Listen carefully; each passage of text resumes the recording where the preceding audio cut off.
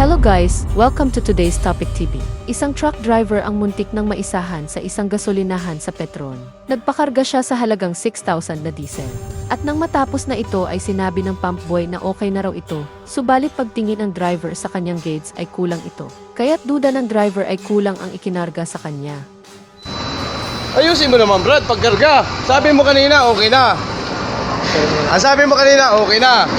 Binigay mo sa akin yung resibo. Yan, resibo na yan, okay na. Nung titingnan ko yung gauge ko, kulang yung gauge ko. Picture naman ako. Porpor, gagawin na natin Ha? ang ka. Ayusin mo na, hindi ko na kailangan yan. Wala na. Paano ko pa mapapasa yan sa operator ko? Ang 6 ka po. Ayusin mo. Ayusin nyo naman, ma'am. Ha? Eh ako madadali. Sabi ng ano mo, okay na. So, zero na ulit. Ayusin nyo naman. Buti ko sana kung titirik ako eh. Pag-iinalaan ako yan ha. Hindi ko naman ginawa. Wala po. Ha? Ayusin mo Brad. Nakakapanginig ka ng laman eh. Di dapat sinabi mo sa akin kanina na mamatay. Nagtataka ako sa kids ko eh.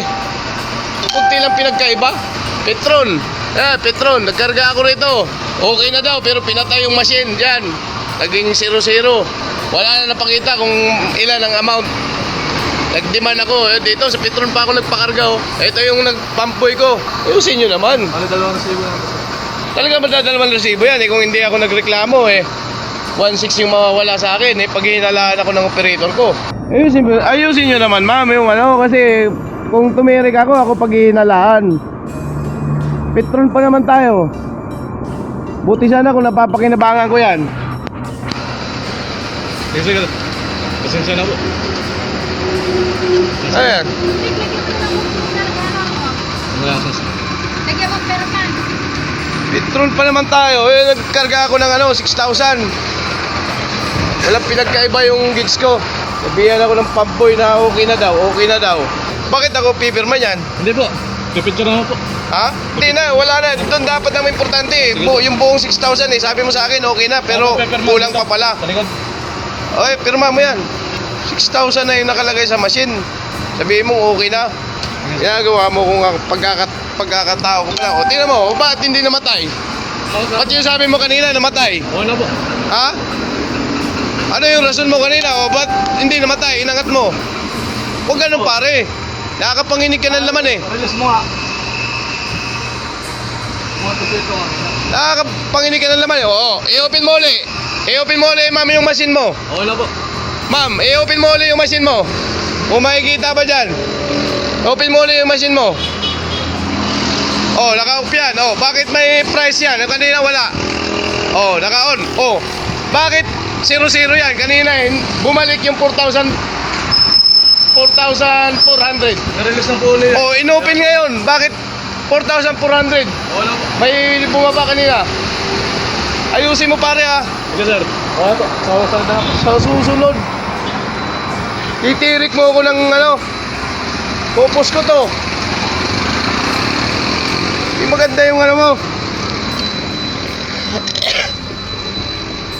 Okay na. Ano ba pangalan ng kahira?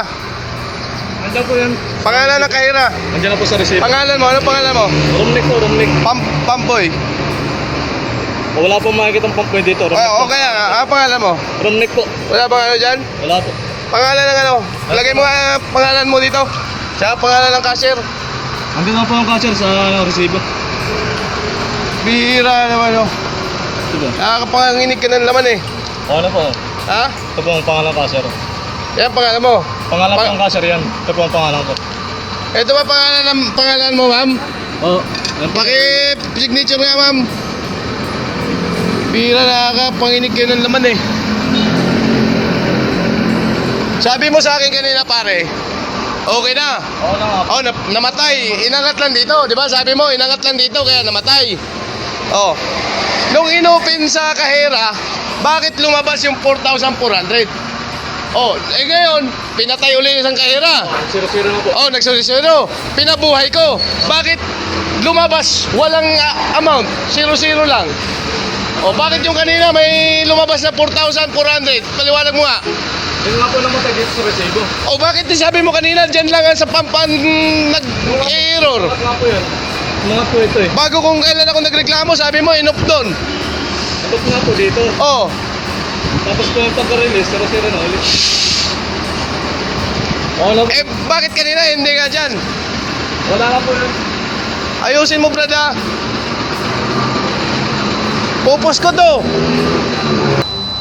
6,000 ang ikakarga ko. Nagtataka ako bakit ang bilis na tapos ng 6,000. Tapos ang tingnan ko sa machine 4,400 lang. Nasa Petron pa naman tayo.